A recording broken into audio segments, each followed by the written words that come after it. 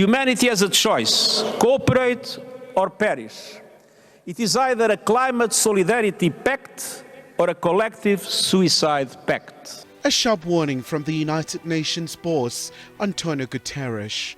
He told countries attending COP27 summit in Egypt that they face a stark choice: work together now to cut emissions or condemn future generations to climate catastrophe.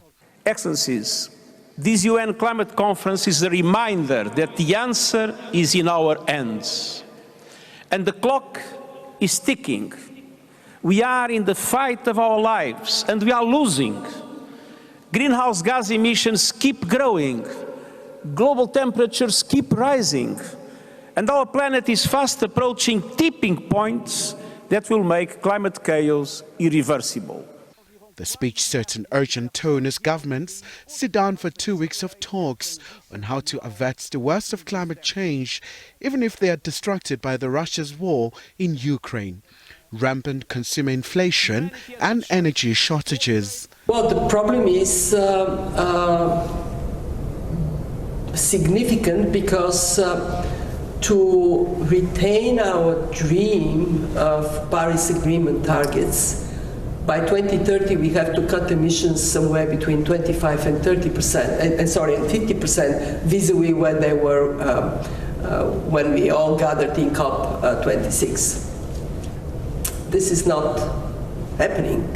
And the developed nations have been slammed for inconsistencies in their commitments. We have a credibility problem, all of us. We're talking and we're starting to act, but we're not doing enough. It is a choice to continue this pattern of destructive behavior. Leaders are expected to discuss compensating poor nations for mounting damage linked to global warming. It's important for all developing countries, especially our African continent, to feel that its priorities are responded to and taken into consideration.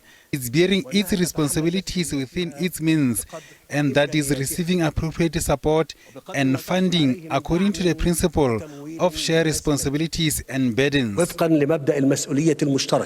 Despite decades of climate talks, the Egypt COP is the 27th Conference of the Parties. Progress has been insufficient to save the planet from excessive warming, as countries are too slow or reluctant to act. Khumalo, SABC News, Johannesburg.